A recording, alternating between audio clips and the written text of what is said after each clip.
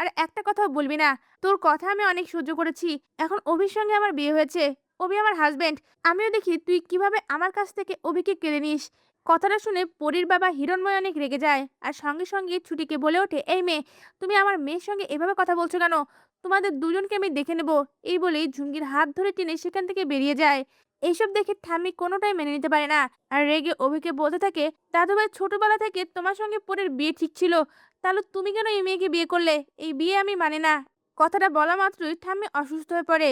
সঙ্গে সঙ্গে অভি ঠাম্মির কাছে ছুটে গিয়ে ঠাম্মিকে বোঝানোর চেষ্টা করে, কিন্তু ঠাম্মি অভির কোনো কথাই শুনতে চায় না। ঠাম্মি বেশি অসুস্থ হয়ে পড়লে অভির বাবা তখন ঠাম্মিকে ঘরে নিয়ে যায়। এরপর দেখা যায় অভি ছুটিকে বলে ওঠে, মনে হয় না আজ তোমার বরণ হবে। তুমি এখানে দাঁড়াও, আমি তোমার বরণ করছি।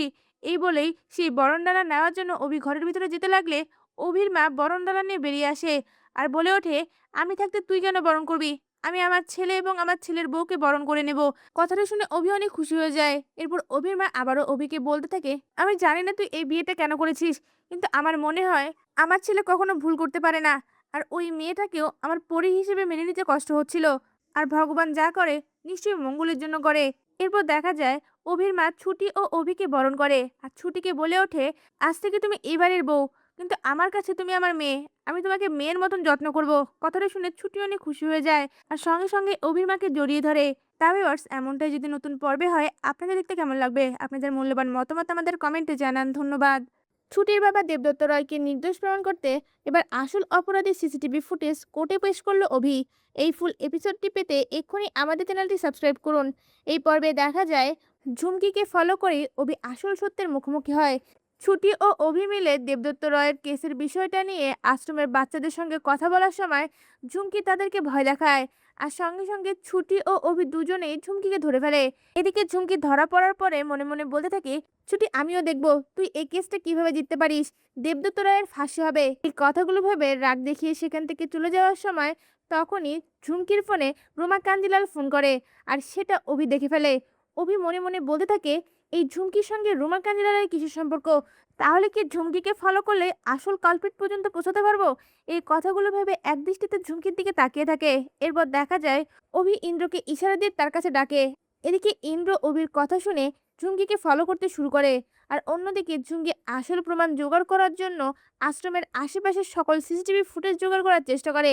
এদিকে ঝুমকি রোমা কাঞ্জিলালের সঙ্গে দেখা করার জন্য বাগানে গেলে সেখানে ইন্দ্র পৌঁছে যায়। ইন্দ্র ঝুমকির সঙ্গে রোমা কাঞ্জিলালকে দেখা মাত্রই বলে ওঠে, এ কি, লিডিলাক এখানে কেন? তাহলে কি লিডিলাক প্ল্যান করে আমার সঙ্গে মিশেছিল এই কেসের বিষয়ে জানার জন্য? আর তখনই ইন্দ্র কল্পনার জগতে চলে যায়। কিছুক্ষণ পরেই ইন্দ্র নিজেকে সামলে নিয়ে নিজেকে শক্ত করে বলতে থাকে, এই সবটা আমাকে ভিডিও রেকর্ড করতে হবে। আর সঙ্গে সঙ্গে তার ফোনটা বের করে সবটা ভিডিও রেকর্ড করে নেয়। অন্যদিকে দেখা যায় অভিও আশেপাশের সকল সিসিটিভি ফুটেজ থেকে এমন একটা প্রমাণ পেয়ে যায়, সেটা দেখে অভি খুশি হয়ে বলতে থাকে, এই প্রমাণই যথেষ্ট দেবদত্ত রয়কে নির্দোষ প্রমাণ করার জন্য। কালই হবে আসল হিয়ারিং আর কালকেই ছুটির বাবা ছুটির কাছে আসবে। এই কথাগুলো ভেবে অনেক খুশি হয়ে যায়। তা ভিউয়ার্স, অভি যদি সকল প্রমাণ জোগাড় করে ছুটির পালক বাবা দেবদত্ত রায়কে নির্দোষ প্রমাণ করে, আপনাদের দেখতে কেমন লাগবে? আপনাদের মূল্যবান মতামত আমাদের কমেন্টে জানান। ধন্যবাদ। অভির বক্সে থাকা বউ পুতুলটা দেখা মাত্রই ছুটির পুরনো সকল স্মৃতি মনে পড়ে যায় আর অভি ছুটির কাছ থেকে জানতে পারে এই ছুটি হচ্ছে তার আসল পরী। এই এপিসোডটি পেতে এক্ষুনি আমাদের চ্যানেলটি সাবস্ক্রাইব করুন। এই পর্বে দেখা যায় অভি ঘরের মধ্যে বসে ছুটির সঙ্গে কোর্টের বিষয়গুলো নিয়ে আলোচনা করার সময় ছুটি বিছানা থেকে উঠে দাঁড়িয়ে বলে ওঠে, হয়েছে হয়েছে, এখন আর এত কিছু নিয়ে আলোচনা করতে পারবো না। আমার অনেক কাজ রয়েছে। ঠাম্মি যে কাজগুলো দিয়েছে সেগুলো শেষ করে আমাকে অফিসে যেতে হবে। এই বলেই ছুটি একটা কাপড় নিয়ে সবকিছু মুছতে শুরু করে আর তখনই ছুটির হাত লেগে একটা টিনের বাক্স পড়ে যায়। আর সেই টিনের বাক্সটা পড়ে যাওয়া মাত্রই অভি অনেক রেগে ছুটির কাছে আসা মাত্র ছুটি কোনো রিয়াকশন না দিয়ে নিচে বসে পড়ে সেই বউ পুতুলটি তুলে নেয়। বউ পুতুলটা হাতে নেওয়া মাত্রই ছুটির সকল স্মৃতি মনে পড়ে যায়। এদিকে অভি ছুটির হাতে বউ পুতুলটা দেখা মাত্র অনেক রেগে তার হাত থেকে সেই বউ পুতুলটা কেড়ে নিতে গেলে ছুটি বলে ওঠে, দাঁড়ান উকিল স্যার, এই পুতুলটার সঙ্গে আমার মনে হয় অতীত জড়িয়ে আছে। এই পুতুলটা হাতে নিতে আমার অনেক কিছু মনে পড়ে গেছে, যা এতদিন ধোঁয়াশার মধ্যে ছিল। এই কথা শুনে অভি অবাক হয়ে যায়। এদিকে ছুটি সকল কিছু এক এক করে অভিকে খুলে বলতে থাকে। ছুটির কথাগুলো শুনে অভিও বলে ওঠে, ছুটি আপনি যা বলছেন সবটা তো আমি আমার পরীর সঙ্গে করেছি। তাহলে কি আপনি আমার আসল পরী? পরীর পায়ে তো তিল ছিল, এই বলে সঙ্গে সঙ্গেই অভি ছুটির পাটা তুলে দেখতে থাকে। অভি ছুটির পায়ের জরুলটা না দেখে বলে ওঠে, আপনি আমার পরি হতে পারেন না, আপনার পায়ে তো জরুল নেই। এ কথা শুনে ছুটিও বলে ওঠে, না না, ছোটবেলা থেকে তো আমার এই পায়ে একটা জরুল ছিল, কাছে কেটে যাওয়ার পর থেকে তো আমি এই জরুলটা দেখতে পাচ্ছি না। তাহলে কি সেদিন অপারেশন থিয়েটারে প্লাস্টিক সার্জারি হয়েছিল এই জরুলটার জন্যই? কথাটা শুনে অভিও অবাক হয়ে যায় আর মনে মনে বলতে থাকে, হ্যাঁ তাই তো, ওই নার্সটাও বেরিয়ে বলেছিল প্লাস্টিক সার্জারি হচ্ছে, আর ডক্টরটাও ভয় পেয়েছিল। এর পেছনে অন্য কোনো উদ্দেশ্য নেই তো? আমাকে আসল সত্যটা জানতে হবে। সঙ্গে সঙ্গে অভি হসপিটালে ছুটে যায়। তা ভিউয়ার্স, অভি যদি জানতে পারে ছুটিও হচ্ছে তার আসল পরী, আপনাদের দেখতে কেমন লাগবে? আপনাদের মূল্যবান মতামত আমাদের কমেন্টে জানান। ধন্যবাদ। বৌভাতের অনুষ্ঠানের জন্য ছুটি সুন্দর করে সেজেগুজে শাড়ি পরতে গেলে ঠিক সেই সময় অভি ঘরের ভিতরে ঢুকে পড়ে আর দুজন দুজনের মুখোমুখি হয়ে লজ্জায় পড়ে যায়। এই এপিসোডটি পেতে এক্ষুনি আমাদের চ্যানেলটি সাবস্ক্রাইব করুন। এই পর্বে দেখা যায় অভি ঠাম্মির সামনে গিয়ে বলে ওঠে, ঠাম্মি এই বিয়েটা আমি ভালোবেসে করেছি, আমি ছুটির সঙ্গে খুব ভালো থাকবো, প্লিজ তুমি এই বিয়েটা মেনে নাও। তুমি যদি এই বিয়েটা মেনে নিতে না পারো তাহলে আমি কোনোদিনও সুখী হতে পারবো না। এই কথাগুলো শুনে ঠাম্মি আর কোনো কথাই না বলে নিজের রুমে চলে যায়। এরপর দেখা যায় অভির মা ছুটি ও অভিকে বরণ করে ঘরে ঢোকায়। এরপর ছুটিকে অভির ঘরে নিয়ে যাওয়া হয় আর বলে ওঠে, আজ থেকে তুমি এই ঘরেই থাকবে, কিন্তু আজ তোমাদের কাল রাত্রি, তাই তোমরা দুজন দুজনের মুখ দেখবে না। এই কথা শুনে ছুটিও মেনে নেয় আর অভিকে অভির মা গেস্ট রুমে শুতে বলে। অভি প্রথমে রাজি না হলেও পরবর্তীতে মেনে নেয়। এরপর দেখা যায় পরদিন সকালে অভির মা তার আলমারি থেকে একটা শাড়ি আর কিছু গয়না নিয়ে ছুটির রুমে আসে আর ছুটির হাতে তুলে দিয়ে বলে ওঠে, এই বৌভাতের অনুষ্ঠানের জন্য সুন্দর করে রেডি হয়ে নাও। ছুটিও সেই শাড়ি গয়নাগুলো নিয়ে বলে ওঠে, ঠিক আছে মা। ছুটির মুখে মা ডাক শুনে অভির মা অনেক খুশি হয়ে যায় আর বলে ওঠে, আজ থেকে তুমি আমার বৌমা নাও, তুমি আমার মেয়ে। এই কথা শুনে ছুটিও খুশি হয়ে যায়। এরপর দেখা যায় ছুটি সুন্দর করে বৌভাতের অনুষ্ঠানের জন্য তৈরি হয় আর অন্যদিকে অভি গেস্ট রুমে দাঁড়িয়ে একা একাই বলতে থাকে, আমার ইম্পর্টেন্ট ফাইলটা আমার ঘরে আলমারিতে রয়েছে, আমাকে এক্ষুনি সেটা নিতে হবে। এই বলে অভি তার রুমের দিকে যেতে লাগে। এদিকে ছুটি একা একাই ঘরের মধ্যে শাড়ি পরতে থাকে আর ঠিক তখনই অভি ঘরের মধ্যে ঢুকে দেখতে পায় ছুটি শাড়ি পরছে আর সঙ্গে সঙ্গে অভি ও ছুটি দুজনেই লজ্জা পেয়ে দুদিকে মুখ ঘুরিয়ে নেয়।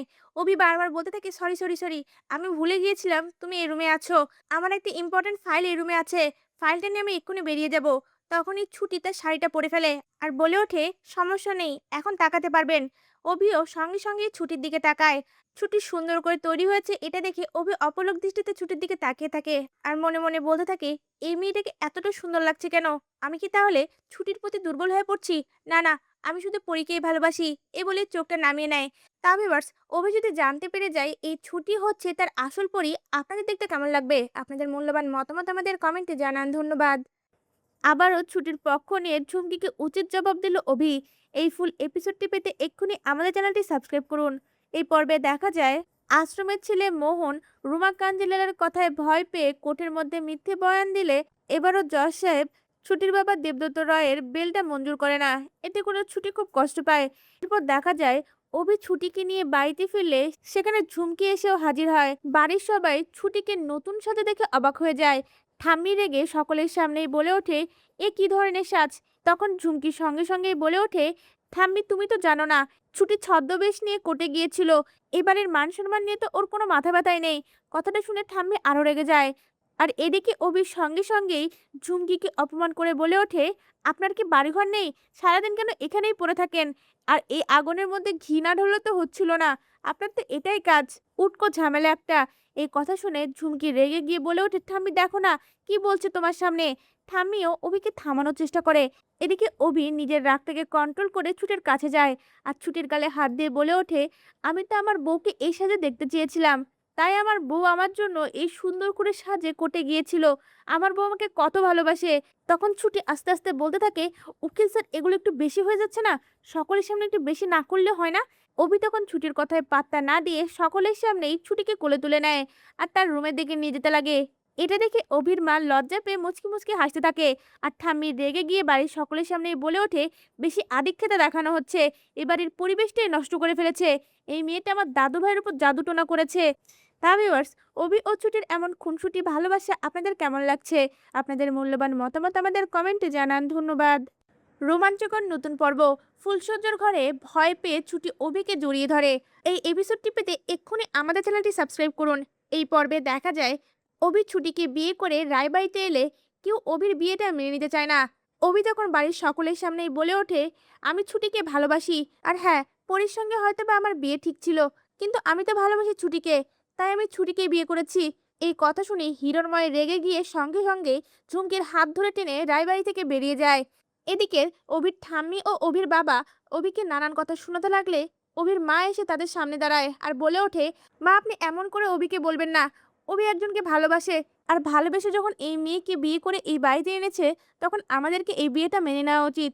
কথাটা শুনে অভির ঠাম্মিও কোনো কথা না বলে তার রুমে চলে যায়। এরপর দেখা যায় সকল নিয়মকানুন পালন করে বরণ করে অভি ও ছুটিকে বাড়িতে ঢুকানো হয়। আর ছুটি ও অভিকে বলে দেওয়া হয় আজ তাদের কালরাত্রি, তারা যেন